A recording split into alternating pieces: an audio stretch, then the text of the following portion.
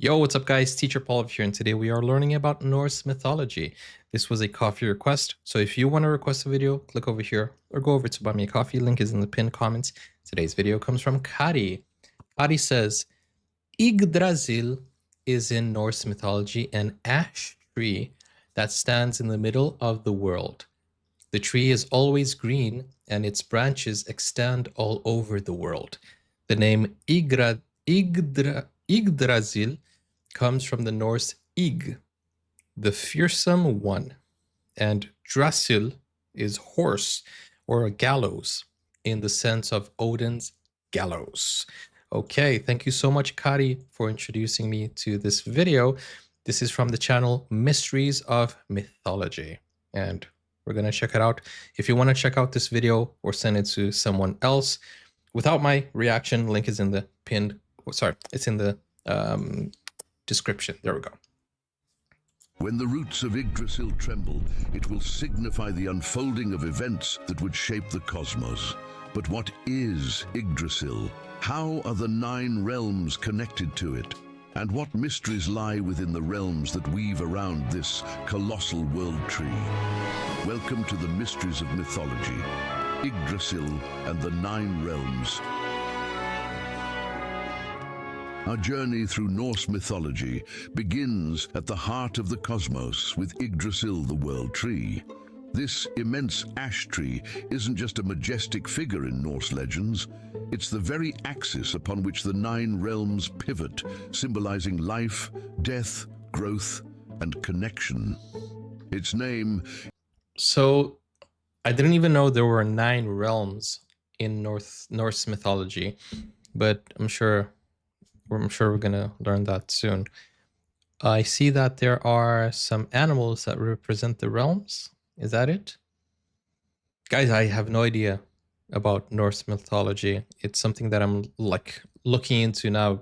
So, yeah. Life, death, growth, and connection. Hi, Nami. Its name intriguingly translates to the Horse of the Terrible One, a reference to Odin, who once hung from the tree in a self-imposed sacrifice for wisdom. This name captures the essence of Yggdrasil as not only a physical entity, but also a bearer of profound knowledge and cosmic secrets. Nami and I are learning about Norse reach mythology. toward the heavens, and its deep roots burrow into the underworld, forming a bridge between worlds and weaving the very fabric of existence. Yggdrasil's health echoes the state of the universe. It thrives in harmony, yet it is said to tremble when it senses the arrival of Ragnarok, the Norse apocalypse. Oh, by the way, there's a series called Ragnarok, which might be interesting for us to watch. My question about this is, does this have anything to do, or was it influenced, or did it influence like the metaverse? Like, I know Marvel uses a lot of Norse mythology, and there is this part of the metaverse where there are branches that extends to different universes. Maybe Marvel is really into Norse mythology. You know, they did include Odin and Loki and Thor and a lot of other things. So maybe that's what they're trying to, you know, add onto it. Beneath Oh yeah, the different realms. Okay, from Lord of the Rings. Yeah. If I play 1 more minute, that's the furthest I have gone into Norse mythology. Yggdrasil's sprawling roots reside the Norns. Similar to the fates in other mythologies, these supernatural weavers, Urd, meaning past, Verdandi, meaning present, and Skuld, meaning future, shape the destinies of both gods and humans. Their influence transcends the boundaries of the realms, molding the past, present, and future with an authority respected by all in the cosmos. Perched high within Yggdrasil's branches is an unnamed eagle, embodying wisdom and an all-seeing vision. Between its eyes sits Vedrfolnir, a hawk, ever watchful and vigilant. These creatures, alongside Ratatoska, the mischievous squirrel scampering along Yggdrasil's massive trunk, form a network of messengers and watchers, symbolizing the flow of information and knowledge throughout the cosmos. But the roots of Yggdrasil hide their own secrets. Here lies Nidhugga, the malevolent serpent dragon constantly gnawing at the roots, representing the forces of destruction persistently at play in the universe. This dynamic of creation and destruction is a central theme in Norse cosmology, embodied vividly in Yggdrasil's existence. Yggdrasil is more than just a mythical tree. It is a vivid representation of the Norse worldview, where every element is interconnected, where the actions in one realm resonate through all others. This interconnectedness makes Yggdrasil a symbol of the universe itself, a cosmic entity embodying the delicate balance of nature and the eternal dance between creation and destruction. Goodness, guys, this is so interesting. Why is there no movie about this? Is it like the budget would be too big? Or maybe you guys do have big budget movies about this. I feel like Hollywood takes the Norse mythology and makes it more into movies than, Nordic countries itself. Because I feel like you guys could have a lot of superheroes from this. Not superheroes, but you know what I'm saying? Like if anybody has the potential to make great movies with this, is like you guys from Nordic countries. Um and I feel like Hollywood kind of takes that and they do it themselves, which is a sad thing to see. Because I think Norwegian movies would be awesome. I know I'm saying Norwegian because that's the most movies I've seen from Norway.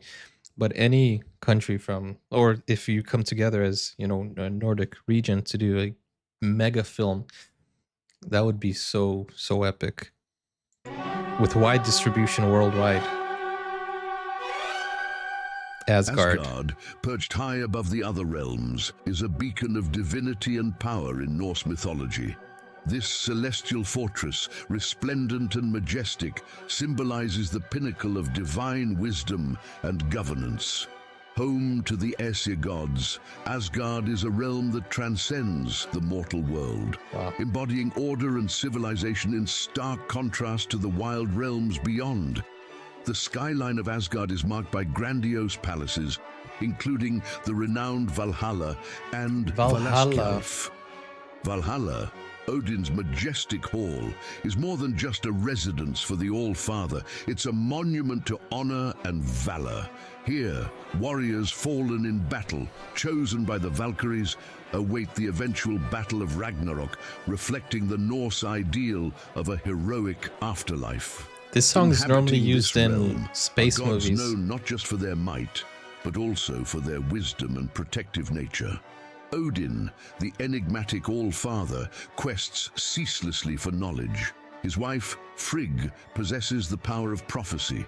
Thor, the revered thunder god, stands as a guardian to humanity. That letter, While Loki, known for his cunning and complex schemes, adds a layer of intrigue and unpredictability to the divine narratives. Within Asgard is Folkvanger, ruled by Freyja, a haven for half of the warriors slain in battle. This division of the honored dead between Valhalla and Folkvanger illustrates the Norse's complex views on valor and the afterlife. Central to Asgard is the Bifrost, a resplendent rainbow bridge connecting to Midgard, the world of humans, which symbolizes the god's connection to the wider cosmos. Guarded by Heimdall, the Bifrost is a testament to the god's role as overseers and protectors of the realms. The realm, with its intricate balance of power and wisdom, mirrors the Norse concept of Innangard, meaning inside of the fence, representing the civilized and ordered aspects of existence. In this way, Asgard stands as a vibrant contrast to the untamed forces represented in other realms, embodying the ideals of order and divinity in the Norse cosmos. This is another question that just popped up. When you guys watch Thor, Marvel's Thor, and you see that there might be some inaccuracies, right? How do you guys feel like watching it? Do they do a good job with the accuracies or no?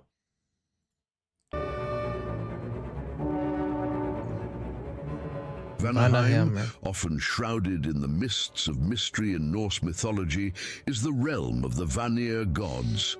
Unlike their Aesir counterparts in Asgard, the Vanir are closely associated with nature, fertility, wisdom, and foresight.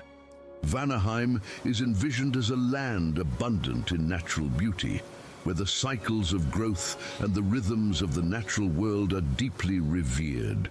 The Vanir gods, including deities like Freya, Freyja, and Njord, are celebrated for their connection to the earth and the seas.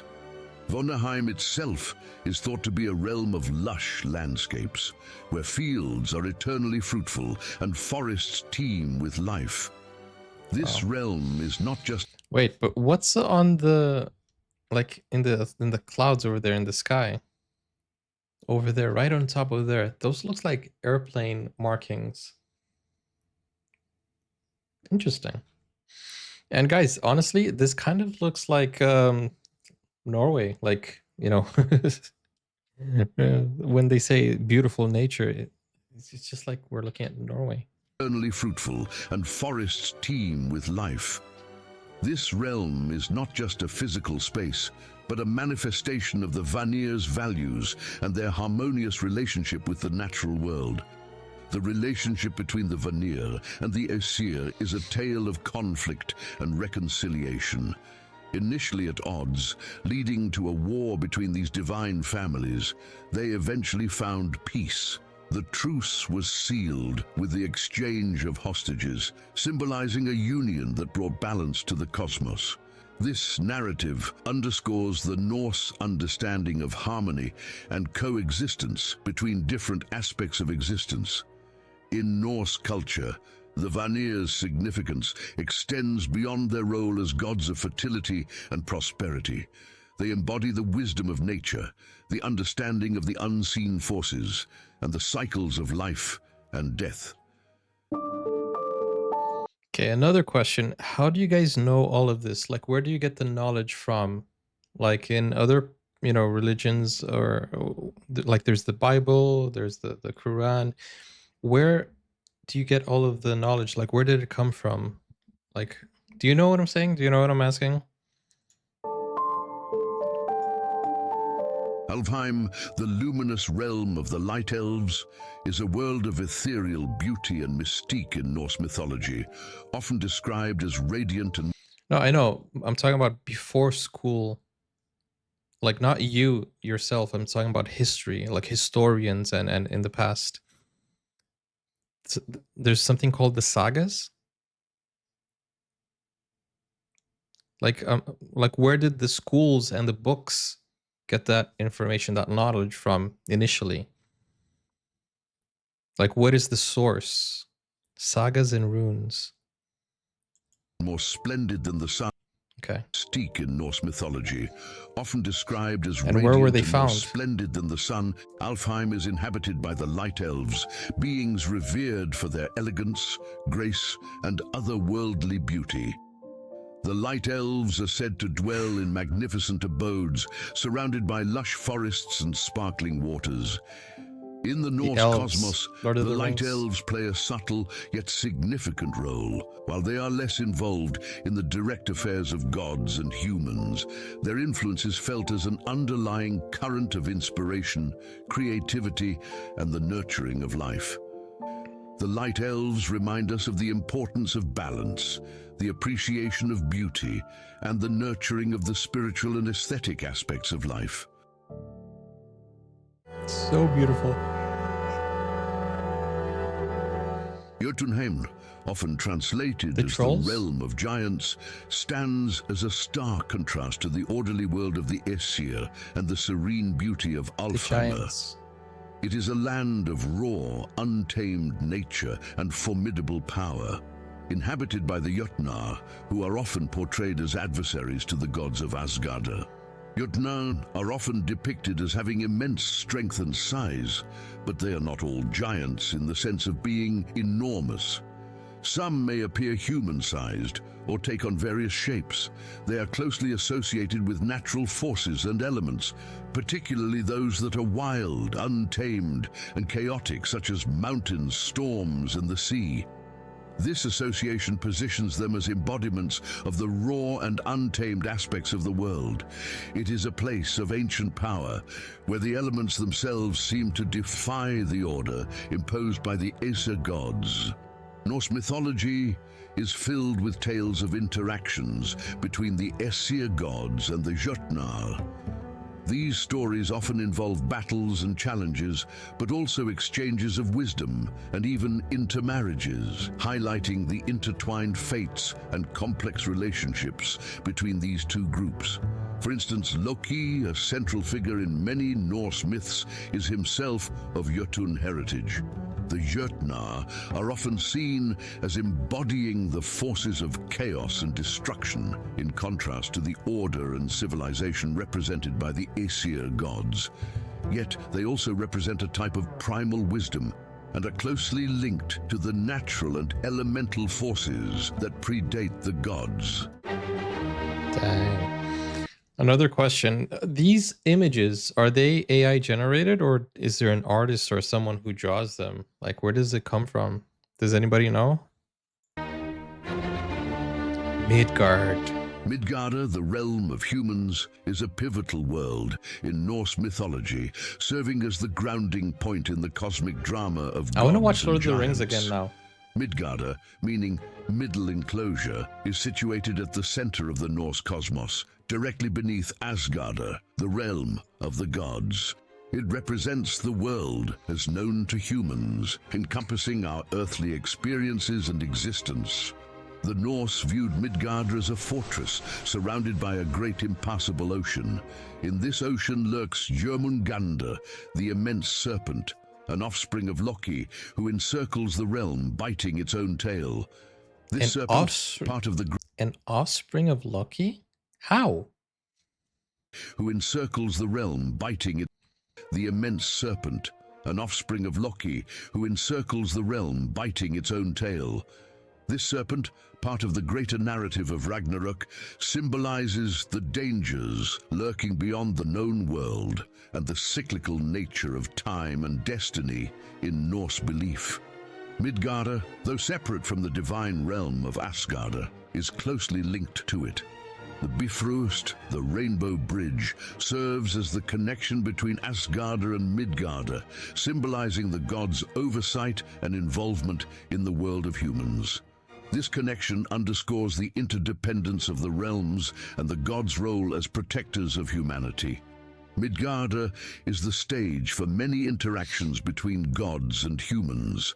These tales often involve the gods in various disguises, journeying to Midgard, influencing events, and interacting with humans, sometimes aiding them, other times testing their mettle. The landscape of Midgard, with its natural beauty and harsh elements, shaped the Norse understanding of the world.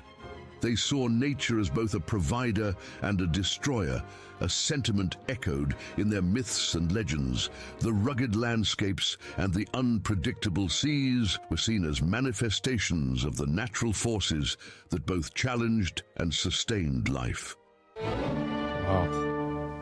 I honestly want to watch Lord of the Rings to compare and see, because I remember all the names. Often referred to as Nidavellir in some accounts, is the enigmatic and shadowy realm of the dwarves. It was thought that in earlier tellings of the realm's myth, Svartalfheim and Nidavellir were seen as separate realms. Svartalfheim translates to black elf or dark elves, considered different from dwarves. But in the Snorri Sturluson version, the two realms were merged, giving way to a new ninth realm. This is a great video, Kari. Which we'll travel to later. No, we won't. What are you talking about? This world is a labyrinth of deep caves, intricate underground cities, and forge-filled caverns. Wait, is hell? He said we're gonna travel to. Is hell a good or a bad place? He said we're gonna travel to. It's not the same hell as I know, right? I remember you guys talked about hell, something about hell. when hell freezes over. Oh, so it's the Nordic version of hell, but it's instead of fiery fire, it's icy ice, right? I remember somebody explained that to me. It's the Nordic equivalent of the Christian hell, but it's not fire, it's ice. If my memory serves me right. To later. Tucked away beneath the earth, this world is a labyrinth of deep Hi, Marcus. caves, intricate underground cities, and forge-filled caverns. Svartalfheimr is a place where darkness and light intertwine, where the fires of creation burn bright in the heart of the earth. The dwarves of Svartalfheimr are renowned throughout Norse mythology for their unmatched skills in craftsmanship and metalwork. These beings are master smiths and artisans, creators of some of the most powerful and magical objects in the Norse cosmos, from Thor's mighty hammer Mjolnir to the unbreakable chain Gleipnir that binds the wolf Fenrir. The dwarves' creations are not just marvels of craftsmanship, but also central to the unfolding of the mythic narratives. I think I saw more about the dwarves and their craftsmanship in the Rings of Power series, which I also watched, which is great. You know, it's good. It's not as good as Lord of the Rings, obviously, but, you know, still good, not bad at all. These underground cities and forges are marvels of architecture and engineering, showcasing the dwarves' profound connection to the materials of the earth and their mastery over them.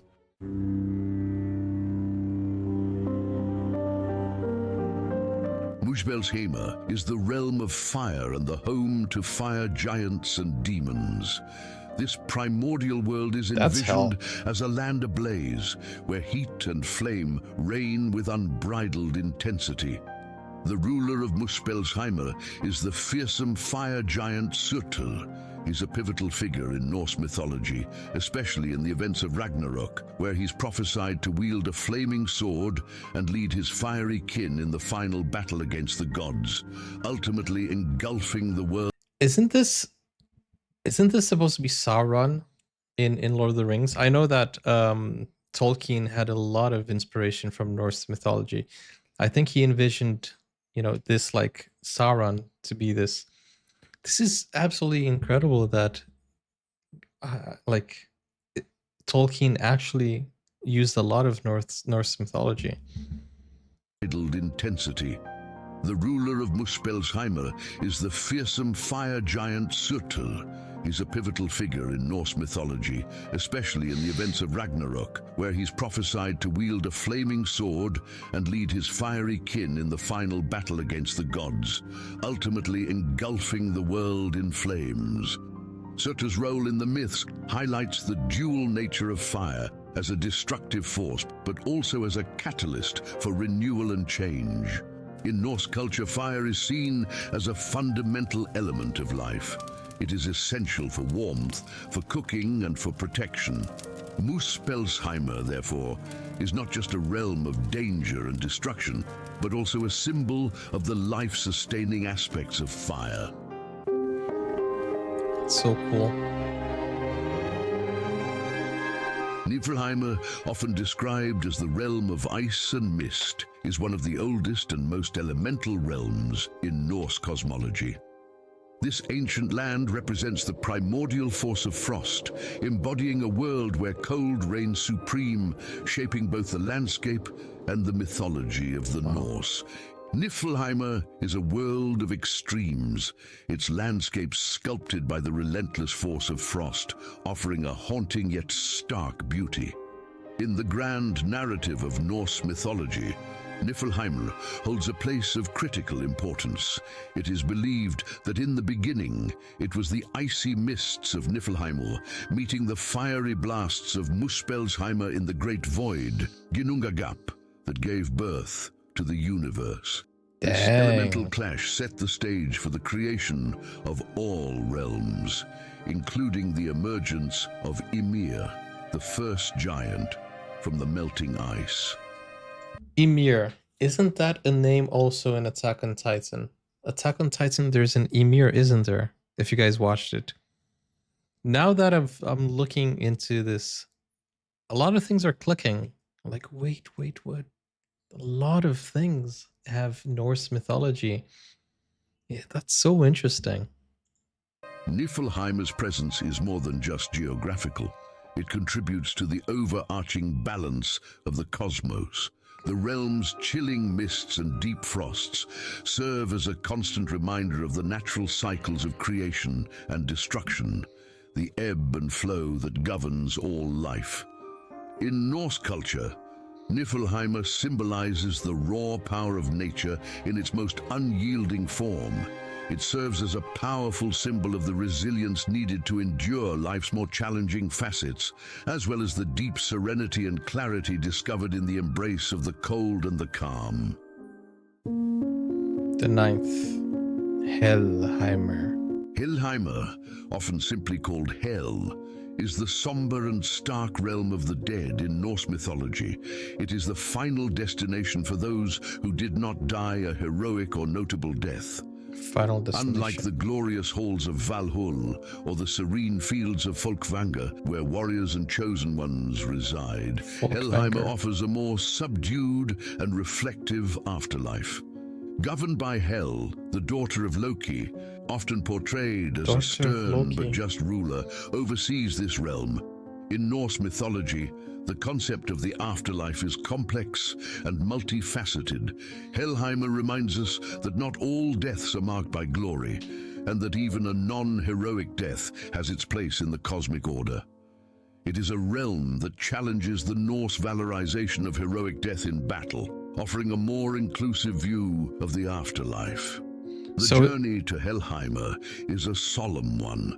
It is believed that the dead must traverse the Gjallarbrú, a bridge over the river Gjöll, guarded by the giantess Modgudr, to enter Helheimer. So it isn't necessarily like a punishment to, like, okay. I thought it was kind of like the opposite of Valhall, but it's not really like a punishment. It's for people who are not heroes. This journey symbolizes the transition from the world of the living to the realm of the dead, a transition marked by reflection and acceptance. Helheimer's portrayal in Norse myth is not just about death, it's about the cycle of life. It represents the acceptance of mortality, the end of earthly struggles, and the peace that comes with release from the physical world. Wow, there's so much information. In our journey through the 9 realms and Yggdrasil, it's essential to acknowledge how Norse mythology has evolved. Originally steeped in Viking beliefs, these tales were later interwoven with Christian influences. The works of the poet Snorri Sturluson, notably the Prose Edda and Heimskringla, are crucial to our modern understanding of these myths. They include the merging of Svartalfheimr and Nidavellir, as well as the addition of Hel. The mystical significance of the number 9 in Norse mythology underscores its deep-rooted symbolism. This numerology, resonating with meanings of completion and divine connection, is evident from the 9 realms to Odin's quests for wisdom. These enduring tales of Norse mythology captivate us, offering a glimpse into a civilization that viewed the universe as an interwoven network of realms and entities. There are more gods, more myths, and more magic to explore, so let your curiosity be your guide. Subscribe and join me as we unveil the next chapter in the saga of the mysteries of mythology. When the roots of Yggdrasil... Wow, guys, this is a great video, very well explained, very informative. And there's a lot of information. So if you guys want to rewatch the video, link is in the pinned comment. Sorry, link is in the description so you can watch it. And it's very interesting. Thank you so much for everyone who has been sending messages to help me out understand this. It's interesting. And I hope we can watch a movie about this, like a very well-made movie with the accuracy. That is interesting. I think many mythologies have similarities. I think that's why, yeah. Pretty cool. Pretty cool. And it's interesting because if every single person or every single religion has something in common, there must be something there, right? There must be something. If everyone's believing in it, then there must be something. Oh man, look at this comment. The first comment I read when I opened the video was, did I just see Chris Hemsworth in a wedding dress? Oh man. Yeah, I guess we saw that. We all saw that. They literally, it wasn't even Thor, it was Chris Hemsworth. I don't know where that picture is, but if anybody can find the time code, let me know in the comments. I want to rewatch that. I want to see that again. I'm trying to scroll real quick to see if I can find it, but I don't think I can. It's a long video. By the way, speaking of long videos, guys, it would be impossible for me to stay here on YouTube full time and do these type of long videos. We did a 30-minute video. Without your support, it's virtually impossible. And you know, the fact that you guys are helping out, supporting the channel, it keeps me here full time. So thank you so much to Kari for requesting this. And if you want to request more videos like these ones, go over to Buy Me a Coffee, click over here, or you can even click over here to watch more videos. You can support the channel in any way, especially subscribing, liking, and watching. Thank you, Kari. Everybody, W Kari in the chat and in the comments. Take care, guys. See you soon. Bye-bye.